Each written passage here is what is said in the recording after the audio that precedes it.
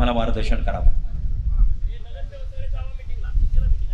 नवनिर्वाचित नगराध्यक्ष आदरणीय डॉक्टर रवींद्र हरडे साहेब यांच्या सत्काराच्या निमित्तानं जत तालुक्याचे भाग्यविधाते आदरणीय गोपीचंदजी पडळकर साहेब, त्याचबरोबर या ठिकाणी सर्व नवनिर्वाचित नगरसेवक साळे राजकुमारजी, कैकाडी लक्ष्मीबाई, अण्णा ताईजी, हिवरे प्रमोदजी, तंगडी विनाजी, पट्टण शेट्टी शिमाताईजी, आवळे गौतमजी, यादव प्रणिता ताईजी, सोनोले संगीता ताईजी, ताड विक्रमजी, मठपती नंदिनी ताईजी, विषय मिथुन रमेश, नदाब फिरोजबाई आणि आकाराम दादा, आदरणीय आप्पासाहेबजी, अभिजितजी चव्हाण, चंद्रशेखरजी पुळे, संजय सावंत, सरदार पाटील, हेमंत भोसले, संजय तेली, दिग्विजय चव्हाण, नाथा पाटील, सुनील पवार, सगळे आदरणीय व्यासपीठ आणि जमलेल्या सर्व शेतकरी भावांनो, तरुण मित्रांनो, माता भगिनी, जत नगर परिषदेची ही निवडणूक विधानसभेच्या नंतर एक मोठा टप्पा होता आणि खरं बघितलं तर आमदार गोपीचंद पडळकर यांच्या नेतृत्वावरती या राज्याचे मुख्यमंत्री आदरणीय देवाभाऊ यांच्या कर्तृत्वावरती एक विश्वासाचा ठसा उमटणारी ही जत नगर परिषदेची निवडणूक होती. अनेक लोकांनी जत तालुक्यामध्ये संभ्रम तयार केलेला होता की गोपीचंद पडळकर हे तालुका आमच्या विकासापासून वंचित ठेवण्यासाठी आलेले आहेत. या तालुक्यामध्ये त्यांना धुळीचं राजकारण करायचं आहे. ह्या तालुक्याची अस्मिता त्यांना संपवायची आहे. परंतु जतच्या निवडणुकीनं हे दाखवून दिला की या तालुक्याची अस्मिता, या तालुक्यातल्या तळागाळात काम करणाऱ्या राबणाऱ्या कार्यकर्त्याला खऱ्या अर्थानं ताकद आणि शक्ती कोण देऊ शकतो तर तो आमदार गोपीचंद पडळकर देऊ शकतो. हे यातून आता स्पष्ट झालेले आहे. आणि म्हणून गेल्या 50 वर्षाचा विकासाचा कालखंड शहराचा आणि आमदार गोपीचंद पडळकर यांनी शहराच्या विकासाला केलेली सुरुवात, आमदार झाल्यानंतर आमदार व्हायच्या अगोदर पाण्याच्या योजनेपासून अनेक विकास कामाला त्यांनी गती दिली. परंतु आता नगराध्यक्ष आपला आहे, नगरपालिका आपली आहे. मी तुम्हाला सांगतो, जे 50 वर्षामध्ये करू शकले नाहीत ते आमदार गोपीचंद पडळकर 1 वर्षामध्ये करणार आहे, 1 वर्षामध्ये. आणि म्हणून जे आरोप प्रत्यारोप करतील त्यांना माझं आव्हान आहे, तुम्ही 50 वर्षाची कामं एका बाजूला लिहून काढा आणि 1 वर्षाची कामं आणि निधी आम्ही लिहून काढतो. तुमच्यापेक्षा 1 रुपया आमचा जास्त असेल हे मी तुम्हाला या निमित्तानं सांगतो. MIDCचा प्रश्न त्यांनी सांगितलं मी कशा पद्धतीनं मार्गी लावणार आहे. कारण मंत्रालयामध्ये प्रत्येक मंत्र्याच्या कॅबिन मध्ये ज्यावेळी हा माणूस जात असतो त्यावेळी सांगत असतो की मला माझ्या जत तालुक्यासाठी मला हे काम पाहिजे. मग MIDC असेल, त्यात येणारा उद्योग असेल, पिण्याच्या पाण्याच्या योजना असतील, रस्ते असतील, विजेचा प्रश्न असेल, शेतीच्या पाण्याचा प्रश्न असेल, हा माणूस खऱ्या अर्थानं त्या ठिकाणी रात्र दिवस या जत तालुक्यासाठी काम करत आहे. मी जत शहरवासियांच्या नागरिकांचं अभिनंदन करतो की अशा नेतृत्वावरती तुम्ही विश्वास ठेवला. ज्या नेतृत्वाला जाती पातीमध्ये अडकवण्याचा प्रयत्न केला, अनेकांनी केला, पण आमदार गोपीचंद पडळकर हे जाती पातीच्या पलीकडचं नेतृत्व आहे. म्हणून सदाभाऊ खोत खांद्याला खांदा लावून उभा आहे. तुम्हाला मी सांगतो, जाती पातीच्या पलीकडे आहे. अरे मी त्या माणसाच्या पाठीशी का उभा राहतो? मराठा समाजामध्ये धेंड कमी आहेत का? लुटारू कमी आहेत का? पण मी या माणसावर एवढ्यासाठीच उभा आहे, लुटारूंचे राख रांगोळी फक्त गोपीचंद पडळकरच करू शकतो हे मी तुम्हाला सांगतो. प्रस्थापितांच्या नरड्यावर पाय फक्त गोपीचंद पडळकरच ठेवू शकतो. आणि म्हणून ही सगळी गिधड बोलायला लागलेले आहेत, घिरट्या मारायला लागलेल्या आहेत. मारून देते. आम्ही फाटकी माणसं आहे. अरे आमचं पहिलं मुळात नव्हतंच काय. जे मिळालंय हे वैभव जनतेचं आहे. जनतेनं आम्हाला सेवा करायला हे वैभव दिलंय. मुळात गोपीचंद पडळकर दुष्काळ भागातला, मी एका वाडीतला, ना आमचा वाडा ना आमचा काय, फक्त आमचा गावगाडा आहे. आणि म्हणून आम्ही वाडा उद्ध्वस्त करतो. म्हणून करतो. काय काय लोक म्हणतात गोपीचंद पडळकर ह्याला अंगाव घेते ती, त्याला लय बोलते ती. अरे माजलेल्या वळू बैलांना आम्ही ठेचू शकतो, आम्हीच बडवू शकतो. ही बैल गेली अनेक वर्ष कुर्णामध्ये चरत होती. आणि म्हणून आम्ही ठरवलं की एक एक वळू बैल ठेचून काढायचा. आता फक्त ही वळू बैल आमच्यावर गांजा आणि दारू प्यायल्यावर बोलू शकतात.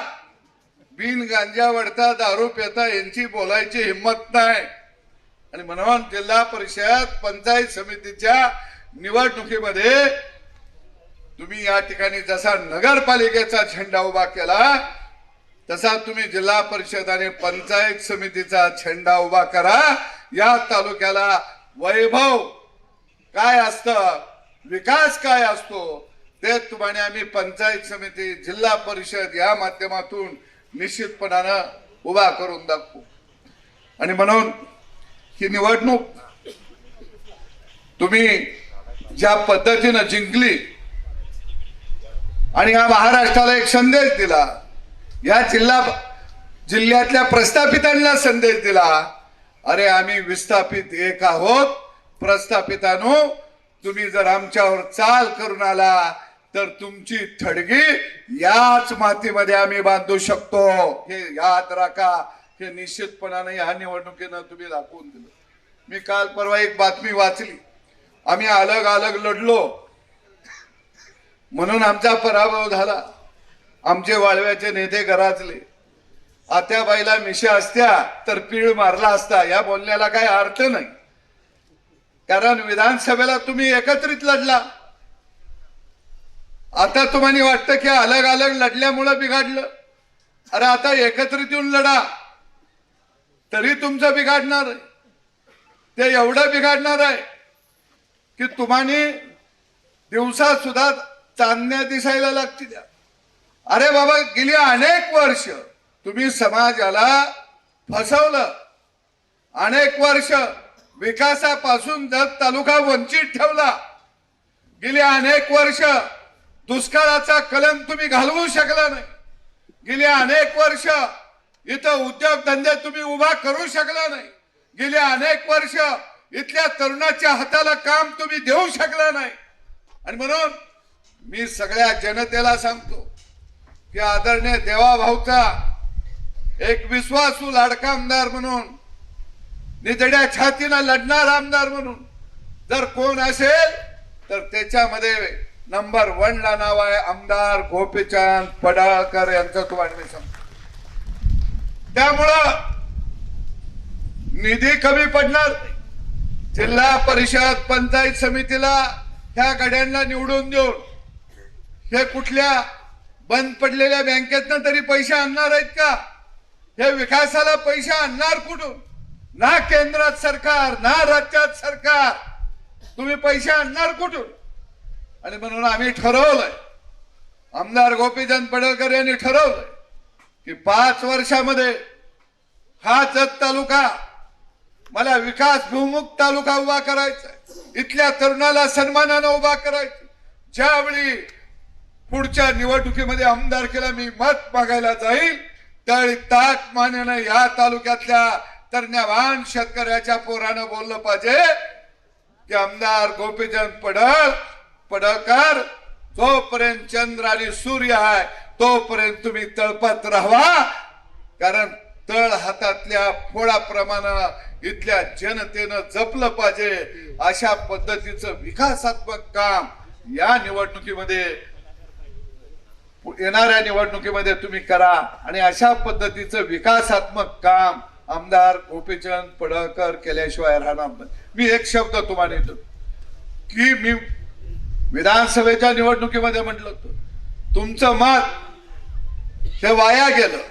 आमदार गोपीचंद पडळकरला मतदान दिल्यामुळे आमची मान खाली गेली. असं कधीही कृत्य आमदार गोपीचंद पडळकर या माणसाकडे होणार नाही. तुम्हाला सांगतो.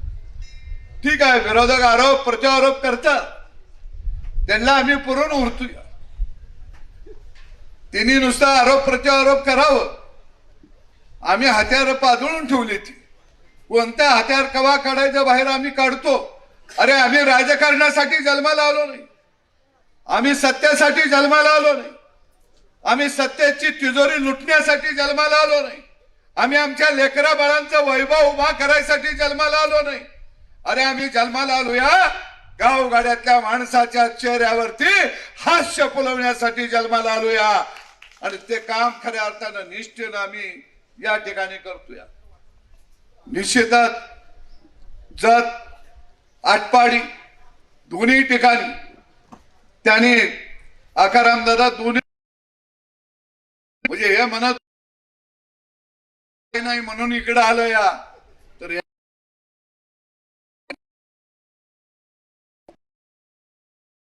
तर तुम्ही चिंता करू नका. दुईकडे जिंकल्या आटपाडी आणि जत दोन्ही नगरपालिका जिंकून दाखवल्या. जिल्हा परिषदेला सुद्धा आटपाडी तालुका आणि जत तालुका नंबर 1 वरती असणार आहे, एवढं मी तुम्हाला सांगतो. फक्त पडळकर साहेब, आम्ही इस्लामपूर मध्ये काय झालं तुम्हाला माहिती आहे त्याच्यावर मी बोलणार नाही, पण झेडपीला आम्ही व्यवस्थित आमचं आम्ही एवढं करायचंय तेवढं टार्गेट न कामाला लागलो. माझी एक तुम्हाला विनंती आहे, तुम्ही सगळं जत तालुक्याकडे जोडी घेऊन निघालाय, पण जिल्हा परिषदेला आमचं बी कुठेतरी वय जिल्ह्यामध्ये काहीतरी नावं राहून द्या दादा, म्हणजे दिलं तर अध्यक्षपद द्या असं मी म्हणतोय.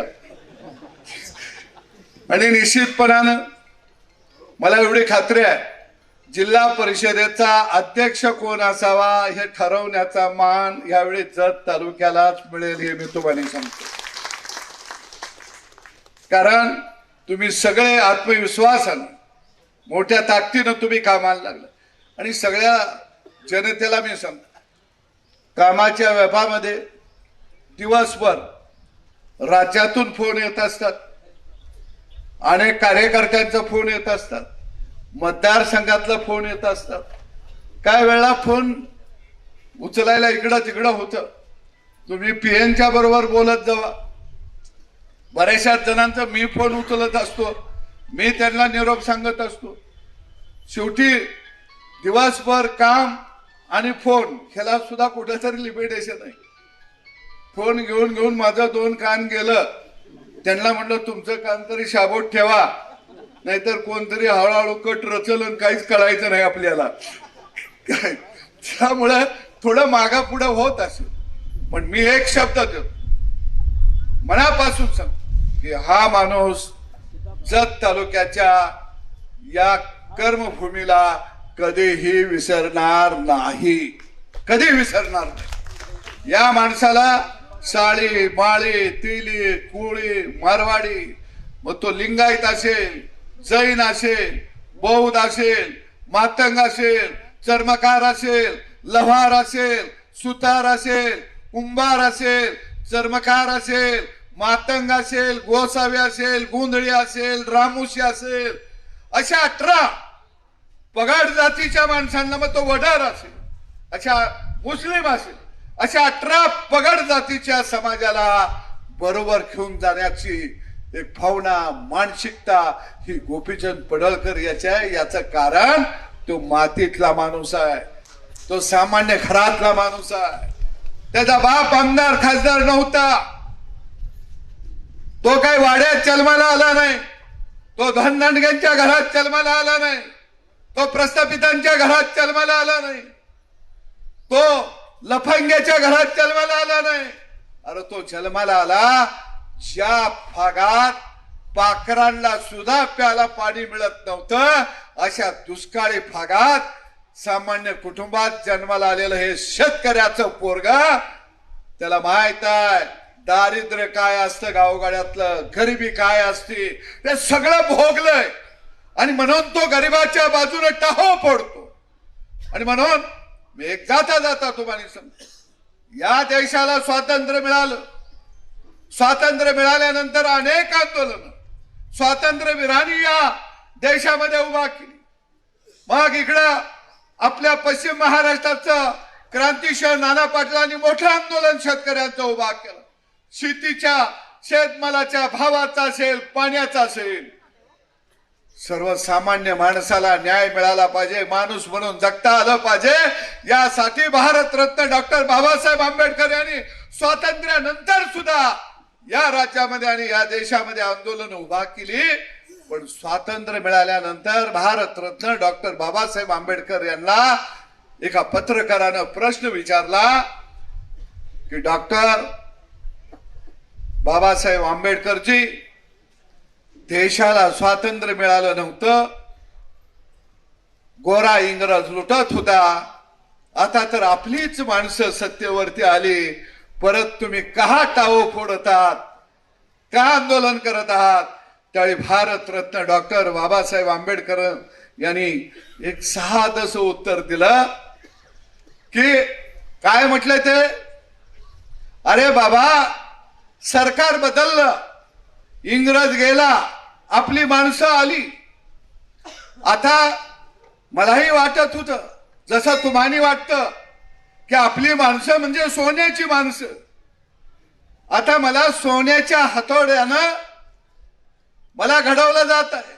पण फरक एक आहे, जरी हातोडा सोन्याचा असला, तो सोन्यावर मारला तर त्याचा आवाज येत नाही. हातोडा लोखंडाचा आहे, तोही सोन्यावर मारला तर आवाज येत नाही.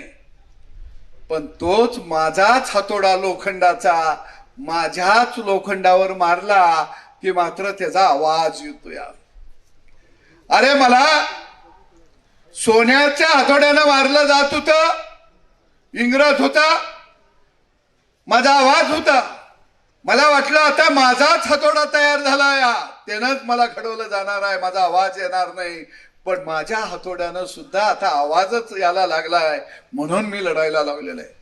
आणि म्हणून खऱ्या अर्थानं तो वारसा जर आमचीच माणसं आमच्याच मतावरती निवडून गेलेली आमची घरदारं लुटत असतील, सामान्य माणसाला गुलाम बनवत असतील, सत्तेपासून लांब ठेवत असतील, अन्याय करत असतील, सगळी व्यवस्था लुटत असतील, मग बँका असतील, कारखाने असतील, सगळं लुटत असतील, तर मला यांच्या विरोधामध्ये लढावंच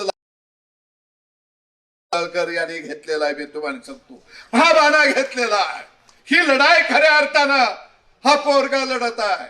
आणि म्हणून तुम्ही सगळे ताकदीनं या पोराच्या बरोबर तुम्ही राहावा. हे तुमचं लेकरू आहे, हे तुम्ही जपा. हे खऱ्या अर्थाने या तालुक्याचं भाग्य विधाता आहे. या तालुका खऱ्या अर्थानं एक सन्मानाने या राज्यामध्ये 5 वर्षामध्ये राज्यामध्ये हा तालुका आमदार गोपीचंद पडळकर हे उभा करू शकतात. तुमच्या लक्षात येईल, अगदी पाणंद रस्त्यापासून ते गावातल्या रस्त्यापर्यंत, शिवारापासून ते शेतकऱ्याच्या गाय गुरांच्या गोट्यापर्यंत, अरे गाय गुरांच्या गोट्यापासून ते लेकरा बाळांच्या चेहऱ्यावर हास्य फुलवण्यापर्यंत फक्त एकमेव माणूस काम करू शकतो, त्याचं नाव आहे आमदार गोपीचंद पडळकर. आणि म्हणून विरोधकांना झोप लागत नाही. त्यांना वाटतं हे काम कसं करावं लागलं, हे कसं धावायला लागलंय, याच्यामुळे आपलं राजकारण संपत चाललं, याच्यामुळे आपली व्यवस्था लुटीची बंद पडायला लागली. आणि म्हणून हे खऱ्या अर्थानं दंगा करत आहेत. ते करून देत, ते त्यांचं काम करतात. आपण विकासाचं काम करूया. परत एकदा तुम्ही डॉक्टर राणी आणि त्यांच्या टीमला बहुमताने निवडून दिलं.